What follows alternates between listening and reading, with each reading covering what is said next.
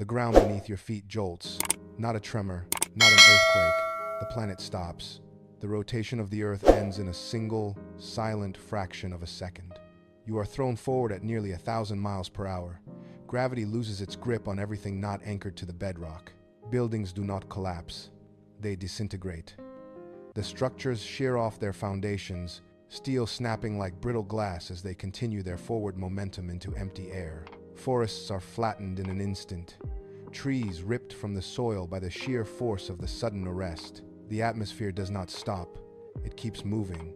A wall of gas traveling at supersonic speeds, scouring the surface clean. A wind faster than any hurricane tears across the landscape, turning debris into projectiles. Roads buckle, lifting in jagged sheets of asphalt. The horizon blurs into a chaotic smear of dust and pulverized stone. There is no time to react, no time to seek shelter. The kinetic energy of the planet's rotation is unleashed across the crust. In these 60 seconds, the surface of the world is erased, reduced to a field of wreckage being scoured by a wind that refuses to die down. The momentum did not end with the wind. The oceans, liberated from the centrifugal force that held them at the equator, began their migration. They surged toward the poles in a singular, unstoppable wall of liquid mass. Coastal cities were the first to vanish. They did not drown. They were obliterated. The water moved with the velocity of a jet plane, a towering obsidian shelf that slammed into the landmasses. Concrete seawalls turned to sand upon impact. Harbors were scoured down to the bedrock as the water forced its way inland, ignoring the elevation of the terrain. The sea did not retreat. It climbed. It swallowed skyscrapers, dragging the debris into the churning, opaque depths. From the high-altitude vantage of the atmosphere, the coastline simply ceased to exist, replaced by a jagged, frothing boundary of destruction. The surge pushed deeper, racing across continental shelves and tearing through the mid-latitudes. Where there were once ports and bustling trade hubs, there was now only the roar of displaced tides. The water continued its relentless march, stripping the crust bare, turning the geography of the world into a map of liquid chaos. The oceans were no longer bodies of water. They were a global blade, carving the surface into a new and unrecognizable shape. The cataclysm settled into a permanent, brutal divide. The equator became a ring of exposed, jagged bedrock, stripped of all moisture. On one side, the sun hung motionless in the sky, a static eye that refused to set. It scorched the ground into a wasteland of cracked earth and white-hot dust. Plants withered in hours, and rivers turned to steam before they could reach the sea. Across the globe, the other half drifted into an endless night.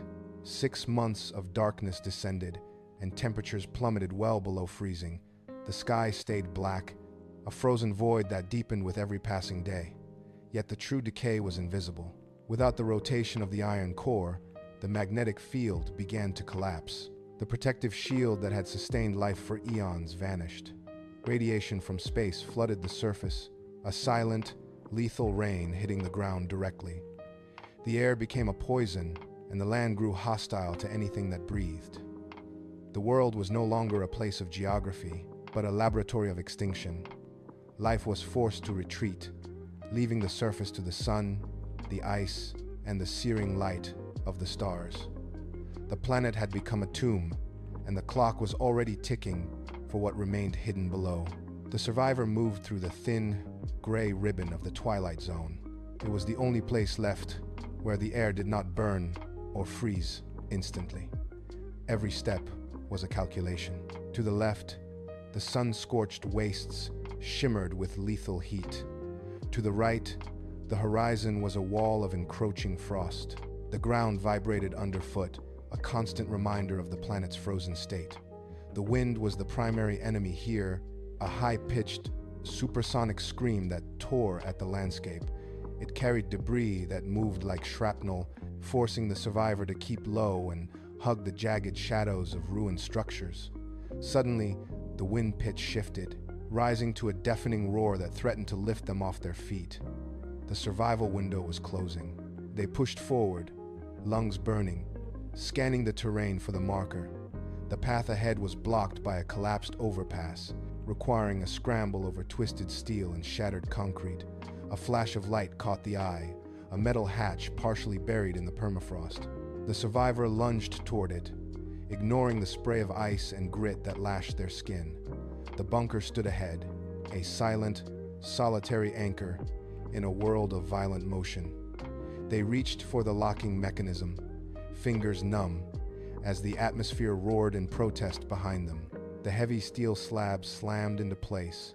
The sound of the world, the supersonic shriek of a dying atmosphere, was severed instantly, replaced by a hollow, ringing silence. The lock clicked, a final, definitive, mechanical snap. Inside, the air was stale, tasting of recycled metal and dust. The survivor leaned against the door, breath hitching in the sudden quiet. A single light flickered overhead, casting long, nervous shadows across the cramped space. They turned toward the control console and tapped the glass of the oxygen gauge. The needle did not hold steady. It trembled, vibrating with every faint tremor of the earth outside. It rested at the 3-day mark.